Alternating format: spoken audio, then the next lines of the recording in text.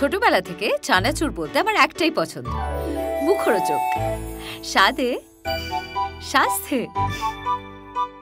ভালো খান, সুস্থ থাকুন। মুখরোচক, ভালোবাসার ৭৫ বছর। তুই যদি কোনোদিনও বিয়ে করিস তাহলে কেন করতে চাইবি? তুমি তাদের প্রশ্ন করতে পারবে? আমি যদি কোনোদিনও বিয়ে করি, আমার মনে হয় একদমই করা উচিত না। টলিউডে কার পর্দায় তার শিল্পী সত্তা হোক বা ব্যক্তিগত জীবনে তার ব্যক্তিত্ব, তার যে অনুভব রয়েছে জীবনের প্রতি, তার সবকিছু একটা জোরালো উপস্থিতি রয়েছে। তিনি স্বস্তিকা মুখোপাধ্যায়, এবং পর্দার চকলেট বয় থেকে যিনি এখন পর্দার ফুল অন অ্যাকশন হিরো হয়ে উঠছেন, তিনি বিক্রম দা। নমস্কার, আর শুভ নববর্ষ, বাংলা বছর ১৪৩২ সবার খুব ভালো যাক। একটু বলো যে সাহেব বিবি গোলামের পর প্রায় ১০ বছর, এবং সেই সময় তোমাদের কাজ, তোমাদের পর্দায় অভিনয় নিয়ে বেশ চর্চা হয়েছিল, এবং তারপর এই যে ১০ বছর পর, আমি স্বস্তিকা দিকে দিয়ে একটু শুরু করি, যে বিক্রম দাকে অভিনেতা হিসেবে পরিবর্তন তো অবশ্যই হয়েছে, তবে পরিণত কতটা হয়েছে, কতটা ম্যাচিওর দেখলে এই যে ১০ বছর পর পর্দায়? ম্যাচিওর না হলেই বিপদ। আমার মনে হয় মানুষ হিসেবেও অনেক বেশি সমৃদ্ধ হতে হয়, অভিনেতা হিসেবেও হতে হয়। এবং আমার নিজের অভিজ্ঞতা দিয়ে আমার যে বিশ্বাস, সেটা হলো আমরা ব্যক্তিগত জীবনে যে যে পড়াশোনা, যে টানাপোড়েন, সেগুলোর মধ্যে দিয়ে যাই, সেগুলোই কিন্তু আমাদের শিল্পী হিসেবে অনেক বেশি সমৃদ্ধ করে। মানে আমার ব্যক্তিগত জীবনে যদি আমার জিরো এক্সপিরিয়েন্স থাকে, I can never become a good artist, because এটা একে অন্যের পরিপূরক। তো সেইভাবে দেখতে গেলে অভিজ্ঞতা তো অনেক হয়েছে, ভালো মন্দ সব, এবং বয়সও হয়েছে। এবং সেটা ও যেভাবে চরিত্রটাকে ফুটিয়ে তুলেছে Durgapur জাংশনে, I think it's really commendable and he's done a very good job. আর এই ট্রান্সফরমেশনটা, এই যে চকলেট বয় থেকে অ্যাকশন হিরো বা অ্যাংরি ইয়াং হিরো, এই ট্রান্সফরমেশনটা মানুষে বেশ ভালো রকমভাবে দেখতে পাবে। ১০ বছর পর স্বস্তিকাদির সঙ্গেও কাজ, মাঝে অনেকগুলো কাজ, এবং প্রতিবার স্বস্তিকাদি যখন পর্দায় আসে সেই চরিত্রটা নিয়ে মানে বিপুল জনপ্রিয়তা তো পায়, এবং নানা রকমভাবে পর্দায় আসছে। তো একটু বলো, যখন প্রথম দিন ফ্লোরে গেলে এই যে সাহেব বিবি গোলামের পর, সেই কনভারসেশনটা কি ছিল, একসাথে শর্ট দেওয়া এবং সেই মোমেন্টটা একটু বলো। সব থেকে আগে তো আমি এটা জানতে চাইবো, সত্যি এতগুলো বছরে কেউ কেন আমাদের একসঙ্গে কাজ করে? সাহেব বিবি গোলাম যথেষ্ট পপুলার হয়েছিল, আমাদের পারফরমেন্স নিয়ে আলোচনা হয়েছিল, আমাদেরকে নিয়ে অনেক আলোচনা হয়েছিল, তারপরে এত বছর লাগলো কারণ এটা ভাবতে যে ভেবলিদি যে সিনেমাটা করছে তাতে আমাকেও কাস্ট করা যেতে পারে বা উল্টোটা, সেটা নিয়ে আমি একটু অবাক। আর at the same time I think আমাদের প্রথমবার দেখা হয়েছিল অরিন্দমদার বাড়িতে এই প্রজেক্টটা নিয়ে, এবং তখন আলোচনা করা হচ্ছিল স্ক্রিপ্ট লেভেলে আর কি। আর খুব ইন্টারেস্টিংলি সেই সময় অরিন্দমদা ভেবেছিলেন যে ভেবলিদিকে দিয়ে আমার চরিত্রটা করানো হবে এবং আমাকে দিয়ে ভেবলিদির চরিত্রটা করার কথা ছিল, আর সাংবাদিকের চরিত্রটা বিক্রমের, সেরকম একটা বিষয় ছিল। কিন্তু আমাদের দুজনেরই মনে হয়েছিল যে এটা যদি ঘুরিয়ে দেওয়া যায় তাহলে বোধহয় আমাদের স্কোপ অফ পারফরমেন্স এবং অডিয়েন্সকে একটুখানি হলেও সারপ্রাইজ করতে পারা, তার পসিবিলিটিস অনেক বেড়ে যাবে। আর আমি নিখোঁজ করছিলাম তখন, হ্যাঁ না, আমি তখন শুটিং করছিলাম, সো অলরেডি তখন কিছু হয়নি, কিন্তু একটা পুলিশ করছি, সেটা 2টো সিজন হওয়ার কথা, সেটা মানুষ দেখবে, আবার একটা বড় পর্দায় পুলিশ করব, একটু গ্যাপ হলে হয়, বাট একই সঙ্গে দুটো একই চরিত্র। আর আমার কাছে এটা খুবই গুরুত্বপূর্ণ একটা বিষয় যে আমি নিজেকে রিপিট করব না, বা মানুষ এক্ষুনি যেটা দেখেছে আবার সঙ্গে সঙ্গেই সেটা করব না, হয়তো করতে পারি বাট পরে করব। তো তখন আমরা একটা মিউচুয়ালি ডিসকাশন হলো একখানা, যে আমরা এটা আলোচনা করলাম।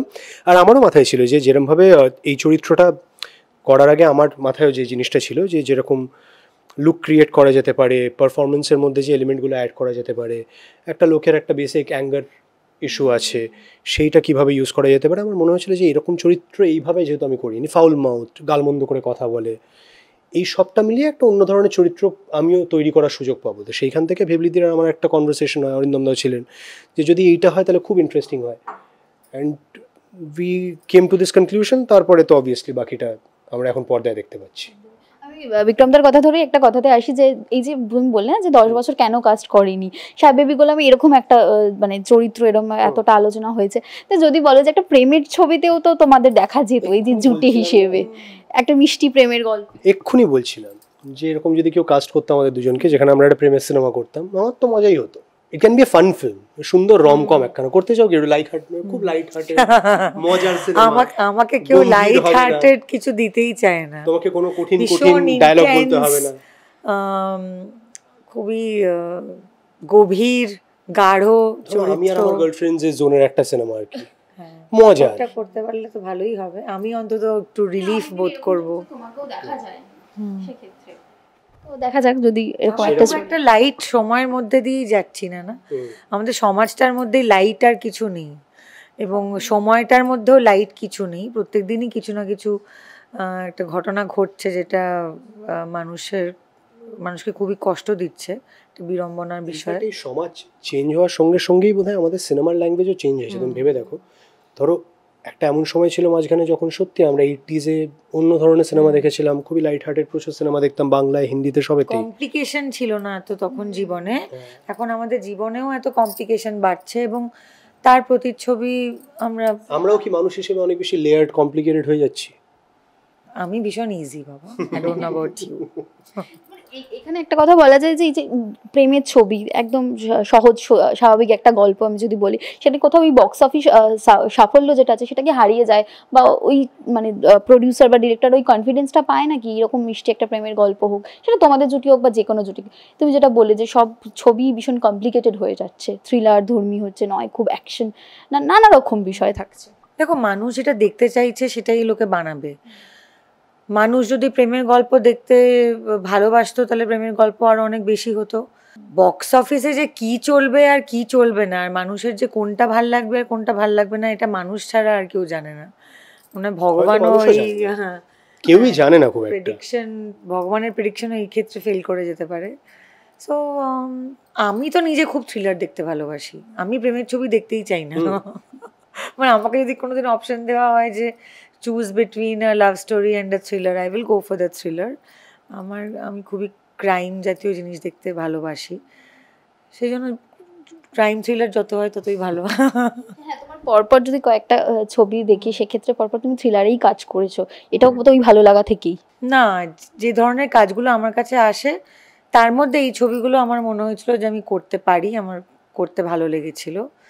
অত অপশন আসে না যে ভ্যারাইটি এলো, আর অপশন আমাদের শহরে নেই। তোমার কাছে আসে না মানে তুমি তো শিওর থাকো যে কমই আছে, অপশনও কম আছে।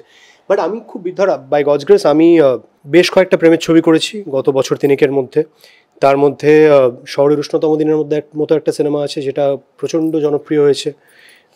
সূর্য আছে যেটা is a very light hearted film, has done very well for me. Amar Sangi was আ রম কম, এবছরেরই একদম প্রথম দিকে রিলিজ করলো। তো আমার তো মাই experience with love stories has been very good. যে আমি তো চাইও যে এরকম আরও কয়েকটা প্রেমের ছবি করবো, কিন্তু মাঝখানে একটা দুর্গাপুর জাংশন হবে, একটা পাড়িয়ার মতন ছবি করতে চাইবো, যাতে I keep getting away from being very monotonous. তো আমার বিশ্বাস যে কোনো ছবি, সে ছবিটা যদি ভালো তৈরি হয়, অডিয়েন্সের যদি দেখে ভালো লাগে, তাহলে তার অডিয়েন্স ঠিক তৈরি হবে। তাহলে সেটা দেখার জন্য অডিয়েন্স হলে গিয়ে টিকিট কেটে সিনেমাটা দেখবেন। আর যদি আমরা সিনেমাটা ভালো না বানিয়ে থাকি এবং তার ওয়ার্ড অফ মাউথ যদি খুব উইক হয়, তাহলে গিয়ে দেখবেন না। দুর্গাপুর জাংশন যখন শুটিং হয় তার বেশ কিছুটা সময় পর, প্রায় 1.5-2 বছর পর রিলিজের সময়, কিন্তু গল্পটা এমনই ছিল যে একটা সত্য ঘটনা অবলম্বনের ছবি। সেই প্রাসঙ্গিকতাটা ছিল বলেই বোধহয় এতটা সময় নিয়ে রিলিজ করা গেলেও এখনও প্রাসঙ্গিক গল্পটা। কোথাও কি অনেক সময় আমরা ছবি যেটা হয়ে যায় তার পরবর্তী প্রাসঙ্গিকতাটা হারিয়ে যায়, সেক্ষেত্রে ছবি রিলিজ নিয়ে কোনো রকম তোমাদের ভাবনা ছিল যে না ছবিটার এই প্রাসঙ্গিকতাটা থাকবে? আমরা 1.5 বছর ধরেই শুটিং করেছি। আমরা কিন্তু শুটিং তখন হয়ে গেছে 2023-এ, তারপরে এখন রিলিজ করছে তা না। আমরা টুকটুক করে যখন যেরকম প্রডিউসার অরিন্দম ভট্টাচার্য পেয়েছেন, উনিও প্রডিউসার, উনি আরও প্রডিউসার খুঁজে এনেছেন ছবিটা করার জন্য। এবং যখন যারা এসছে সুদূর দেশ বিদেশ দূর প্রান্ত থেকে, তখন আমাদের শুটিং হয়েছে। এবং এটা এমন একটা ইস্যু নিয়ে আমাদের সিনেমাটা, ফার্মা কোম্পানি, ওষুধ, এইটার প্রাসঙ্গিকতা সব সময় থাকবে, মানে আমার সারা জীবনেও থাকবে, তোমার সারা জীবনেও থাকবে, তারপরেও থাকবে। ওষুধ তো মানুষকে খেতেই হবে এবং ফার্মা কোম্পানিদের ওষুধ বানাতেই হবে। So this is not going to stop any time soon. So সেই রেলেভেন্সটা তো থাকবে। ওষুধের কারণে যদি কোনো মৃত্যু হয় আর সেটা নিয়ে যদি একটা থ্রিলার হয়, আমার মনে হয় যে আমাদের আশেপাশের প্রত্যেকটা মানুষই কোথাও একটা কিউরিওসিটি তো ডেভেলপ হওয়ার কথা সেটা নিয়ে। কারণ আমরা প্রত্যেকেই আমাদের ডেইলি লাইফে ওষুধ কনজিউম করে থাকি। আমাদের বাবা মারা সবারই বয়স হচ্ছে, সবাই ওষুধ খাচ্ছেন। কোনো একটা খুব সিম্পল ওষুধ, একটা মাল্টিভাইটামিন, সেরকম জাতীয় কোনো ওষুধের জন্য যদি কারোর মৃত্যু হতে পারে, তাহলে তো ব্যাপারটা খুবই গুরুগম্ভীর। এই যে ওষুধ যেটা তুমি বলে যে আমরা প্রত্যেক দিনই নানা রকম ওষুধ, সেটা হোক গ্যাসের প্রবলেম হোক, জ্বর হোক, মাথা ব্যথা হোক, তো সব অম্বল, বুক জ্বালা, মাথা ব্যথা, এই তিনটে জিনিস তো আমাদের মারা বিশ্বাসই করে যে তারা বোধহয় ডাক্তার। আমার মা নিজেকে হাফ ডাক্তার বিশ্বাস করে, যে মা নাকি সব বলে দিতে পারে কোন সময় কি ওষুধ খেতে হবে। মায়ের কাছে একটা এত বড় পুটলি আছে, যে কোনো ওষুধ তুমি বাড়ি গিয়ে চাইবে একদিন কাকিমা এই ওষুধটা দিই। বাঙালিদের বাড়িতে যত পরিমাণ ওষুধ থাকে অন আ স্ট্যান্ড বাই, মনে হয় না কোনো জাতির কারুর বাড়িতে এরম লেভেলে ওষুধ থাকে। আমাদের বাড়িতে সব আছে, জ্বর, গ্যাস, পেট খারাপ, বমি, মানে ডিপথেরিয়া হতে পারে, মানে ব্যথার যন্ত্রণা, সব রকম। কেটে গেলে কি লাগাতে হবে, ছড়ে গেলে কি লাগাতে হবে, সব আছে। ডাক্তার এটা চলে বাড়িতেই বোধ হয়।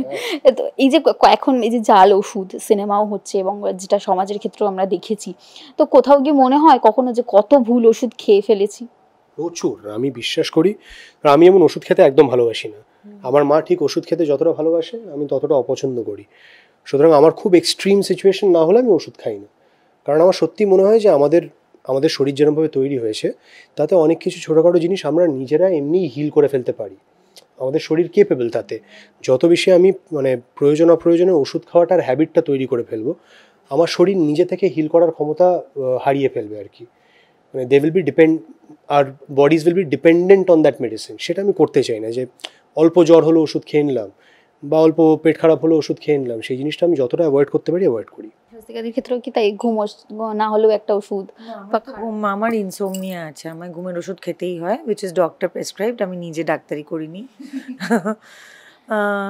আরও কিছু ওষুধ আছে ফর হেলথ পারপাসেস, যেটা আমাকে খেতেই হয় এবং ভুলে যাই বলে ফোনে রিমাইন্ডার অ্যালার্ম দিয়ে রাখি আর কি, যে ওষুধটা খেতে হবে। বা আমার বাড়ির মাসিকে বলা আছে যে খেতে না দিলেও চলবে, কিন্তু সকালবেলা উঠেই মানে ঘুম থেকে উঠলেই চা দেওয়ার আগে কিন্তু এটা মনে করিও যে আমাকে ওষুধটা খেতে হবে। So yeah, depends. পেন কিলারটা আমি চেষ্টা করি অ্যাভয়েড করার, কারণ আমার মার অসুস্থতার সময় বিভিন্ন ডাক্তারের কাছ থেকে আমি এটা শুনেছিলাম যে আমরা যেই ফট করে কিছু হলেই একটা পেন কিলার খেয়ে নিই, এটাতে আমাদের বডিটা অ্যাকচুয়ালি অনেক ক্ষয়ক্ষতি হয়। Pain killer is a very bad drug, মানে not one specific pain killer, just generally ব্যথার ওষুধটা ভালো নয়। সো সেটা যদি দেখি একদম মরে যাবো এবার আর নিতে পারছি না, তখন খাই, but otherwise I try not to. এই যে গানটা তোমার চরিত্রের সময় যেটা আমরা দেখবো, মানে যেটুকু শোনা বা দেখা, যে কোথাও একটা ফিরে দেখা সঙ্গে এই গানটা রিলেটেড তোমার চরিত্রটা। এই যে অতীতের মুখোমুখি দাঁড়ানো বা পেছন দিকে ফিরে তাকানো, কোনো সময় আমরা অতীত খারাপ ভালো দুটো মিলিয়েই তো হয়। এই যে অতীতের মুখোমুখি দাঁড়াতে অসুবিধে হয় বা কখনো মনে হয় যে না বিষয়টা নিয়ে ভাববো না আর? না, আমার খুব একটা ওই অতীতের দিকে ফিরে খুব রিগ্রেট হওয়া বা খুব দুঃখ পাওয়া যে কেন এটা হলো বা হলো না, I am not that person. অতীতের দিকে তাকালেও আমি সেটা মানে আমার ভালো লাগা নেই আমি তাকাই, কারণ যত বয়স বাড়ে আমার মনে হয় সমস্ত রকম সম্পর্ক, সেটা প্রেম হতে পারে, সেটা বন্ধুত্ব হতে পারে, বাবা মার সঙ্গে, ভাই বোন, আত্মীয় স্বজন, সব যত সম্পর্ক আমাদের জীবনে হয়, আমরা কিন্তু ভালোটাই মনে রেখে এগোই। খারাপটা হয়তো খুব সাময়িক একটা তার ইনফ্লুয়েন্স থাকে আমাদের লাইফে। যখনই ঘটনাটা ঘটে তখন হয়তো আমরা খুব দুঃখ পাই, তখন হয়তো খারাপ লাগাটা আমাদের মনে অনেকটা জুড়ে থাকে, but with time I think it takes a back seat and we only remember the good things. So yeah, I remember my past with a smile, so it is fine. আমার ক্ষেত্রে অ্যাকসেপ্টেন্স বিষয়টা আমার জীবনে খুব important একটা part play করে। যে জীবনের if I have to look back at life, যেগুলো ভালো ঘটে গেছে সেগুলো আমার জন্য খুব ভালো, আমি সেলিব্রেট করেছি হয়তো সেগুলো, এবং যদি কিছু খারাপ ঘটে থাকে সেগুলো অ্যাকসেপ্ট করার মতন একখানা মানসিকতা আমার বয়স এক্সপিরিয়েন্সের সঙ্গে তৈরি হয়েছে, যে both will be a part of my life. মানে যেদিন আমি নিজের শেষ নিঃশ্বাস ত্যাগ করব সেদিনই পুরো জিনিসটাই তো আমার জীবনের একটা অংশ হবে। তো শুধু ভালোগুলোকে নিয়ে বাঁচবো এবং খারাপগুলোকে কমপ্লিটলি ডিসকার্ড করবো, সেটা আমার কোনো দিনই মনে হয়নি। দুটো is a part of my life, দুটোর থেকে আমি কিছু শিখেছি ভালো মন্দ মিলিয়ে মিশে, অ্যান্ড আইল B just happy with how the life has gone. প্রত্যেকটা ছবি তো সমাজকে কিছু বার্তা দেওয়ার থাকে, কিছু মেসেজ দেওয়া থাকে। তো মনে হয় যে ছবি বা আমরা বড় পর্দায় ছবি শুধু এন্টারটেনমেন্টের জন্য দেখি সেটা তো নয়, কিছু মেসেজ তো থাকে, এই ছবি প্রভাব ফেলবে? আমরা কোনো জ্ঞান দিইনি এই ছবিতে, কোনো মেসেজ নেই। ইটস আ থ্রিলার, লোকেরা যাবে একটা মানে একটা ইনভেস্টিগেটিভ একটা ছবি দেখবে, কে হু হাউ ওয়েন ওয়াই ডান ইট যেগুলো হয়, কে কেন কিভাবে, সব কিছুই একটা প্রশ্নবোধক চিহ্ন আছে এই ছবিতে। সো মানুষের যদি ভালো লাগে they will feel entertained. That's all. সত্যি মনে হয় যে সব ছবিতেই যে একটা করে উপদেশ থাকতে হবে, ইউনো, একটা কোনো খুব ডিপ মিনিংফুল সিনেমা প্রত্যেকটা সিনেমা হতে হবে, তার তো কোনো মানে নেই। মানে এমন অনেক সিনেমাই হবে যেটা মানুষ গিয়ে দেখবেন, এন্টারটেইনড হবেন এবং বাড়িতে আসবেন। দুর্গাপুর জাংশন সেরকম একটা সিনেমা, তার কোরের মধ্যে একটা এরকম বিষয় রয়েছে অবশ্যই, যেটা মেডিসিন নিয়ে, ওষুধ নিয়ে, এবং তার কারণে একটা মানুষের মৃত্যু। তাতে আমরা একেবারে কোনো রকম জ্ঞান দিইনি। গোটা সিনেমাটা ইজ অ্যাবাউট কে মেরেছে, কেন মেরেছে, কী করে মেরেছে। খুব সহজ। আমরা যেই সময়টার মধ্যে দিয়ে যাচ্ছি এবং লাস্ট 1 বছরও যদি দেখি, এই বারবার এই কথাটা এসছে যে শিরদাঁড়া বিক্রি নিয়ে। আমরা অনেক সময় টি শার্টেও দেখেছি, এই যে এতবার মানে বলতে হয়, সেটা মেরুদণ্ড তো আছেই সোজা করে রাখার জন্য, সেই বারবার এই মেসেজটা সমাজের পক্ষে দেওয়াটা বা বলাটা কোথাও গিয়ে মানে এই পরিস্থিতিটাকেও জাজ করছে যে বারবার বলা উচিত হচ্ছে, সেটা কেন মনে হয়? কারণ মানুষ শিরদাঁড়াটাকে আর শিরদাঁড়া মনে করে না। দেখো আমাদের এখন তো স্প্যান, মেমোরি স্প্যান বা কিছু দেখার মনে রাখার স্প্যান তো 12 সেকেন্ডে এসে দাঁড়িয়েছে। আমি জানতাম 90 সেকেন্ডস, আমার মেয়ে আমাকে 1 মাস আগে বললো যে নো মা, you can't make reels for 30 seconds, you have to make it within 12 seconds because that is what is the attention span. So আমি বললাম 12 সেকেন্ড মানে একটা হ্যাঁ বলতে তো আমার 12 সেকেন্ড চলে যাবে, তুমি একটা রিল কি করে বানাবো 12 সেকেন্ডে?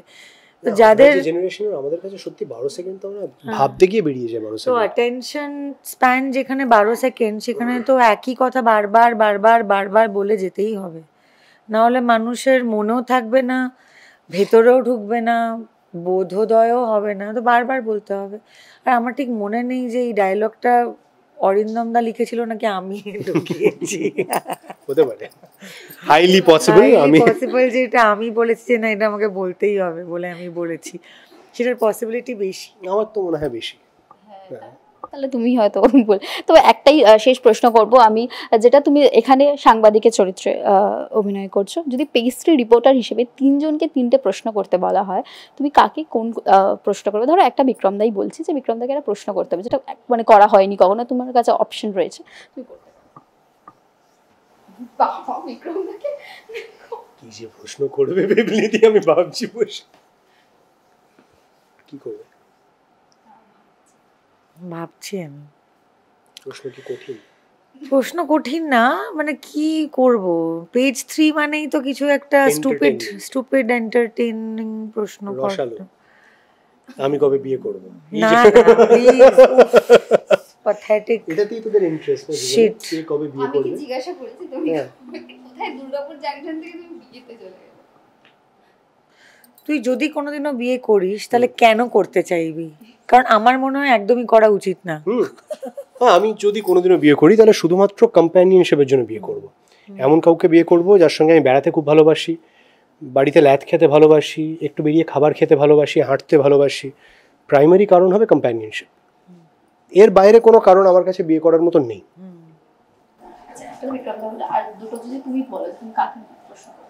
আমি 2জন অভিনেতা বা অভিনেত্রীর নাম বলতে পারবো, তুমি তাদের প্রশ্ন করতে পারবে। আমি কাউকে কোনো প্রশ্ন করতেই চাই না। I am very like I don't want to question people. এত কি প্রশ্ন করবো বল, তুই শয়তানি করছিস। না থাক, মারগুলো কি তুই খাবি আমার জায়গায়? ঠিক আছে, তাহলে কলকাতা থেকে বলবো না, কারণ কলকাতা থেকে বললে মার খেতে পারি আমি। আমি বরঞ্চ বম্বেতে তুমি যাদের সঙ্গে কাজ করেছো এবং আমার কিছু পছন্দের অভিনেতা তাদের কথা বলি। ধরো একটা যেমন Abhishek Banerjee, the casting director turned actor, তুমি ওর সঙ্গে অভিনয় করেছো, আমার খুব ইন্টারেস্টিং লাগে ওর অভিনয়। দিল্লিতে বড় হওয়া বাঙালি ছেলে, ওকে যদি কিছু প্রশ্ন করতে হয়। আমরা কবে একসঙ্গে কাজ করব অভিষেক? একটা বলিউড বললে, এবার একটা টলিউড বলো। টলিউড বলতেই হবে, তার নামটাও বলে দে তুই। না তুমি বলো না, স্বস্তিকা দি স্পোর্টিং বলো। টলিউডে কার কোন?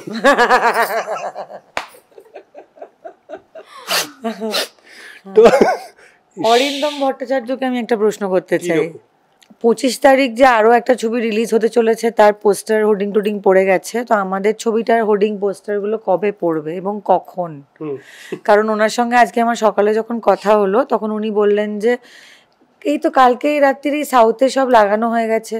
তো আমি বললাম যে আমি তো সাউথ কলকাতা থেকেই সেন্ট্রাল কলকাতা এলাম, গাড়িতে এতজন ছিলাম, কারুর তো চোখে একটাও পড়লো না, আমি তো নয় অন্ধ, বাট গাড়িতে তো আরো এত লোকজন আছে। তাতে অরিন্দম দা বললো যে আরে ওতে কিছু হয় না, ঠিক হয়ে যাবে। সো আমার প্রশ্ন হচ্ছে যে কবে পড়বে হোর্ডিং পোস্টারগুলো এবং কিসে কিছু হবে? কারণ অরিন্দম ভট্টাচার্যর ফেভারিট স্টেটমেন্ট হচ্ছে আরে ওতে কিছু হয় না, তো কিসে কি হয় সেটা আমি জানতে খুবই উদ্গ্রীব। আমি এইটা কাটলি অরিন্দম থেকে ফোন করে স্পিকারে দিয়ে এটার উত্তর চাইবো। তো শহর জুড়ে নিশ্চয়ই হোর্ডিং পড়বে, 25 তারিখ আসছে। নাও পড়ে, ধরুন পড়লো না, এরকম হতেই পারে যে পড়লো না। আমার আর বিক্রমের কপালটা তো খুব স্পেশালি বাঁধানো, সেই জন্য অনেক কিছুই হতে পারে। ধরুন পড়লো না, আমরা রোজ কিছু না কিছু একটা দিতে থাকবো ফেসবুকে। সো 25শে এপ্রিল রিলিজ করছে দুর্গাপুর জাংশন। পোস্টার পড়ুক আর না পড়ুক, প্লিজ হলে গিয়ে সিনেমাটা দেখবেন। পোস্টার পড়ুক বা না পড়ুক, হলে 25 তারিখেই সিনেমা রিলিজ করছে। আপনার প্লিজ হলে গিয়ে দেখুন, দেখে জানান। স্বস্তিকা মুখার্জি আছে, আমি আছি, আরো অনেকে। হ্যাঁ মানে ভালো হলে ভালো, খারাপ হলে খারাপ, কিন্তু দেখে বলবেন, না দেখে প্লিজ বলবেন না। অন্য লোকের রিভিউ শুনে প্লিজ বলবেন না, আর অন্য লোকের রিভিউ শুনে যাবেন না, এমনটা করবেন না।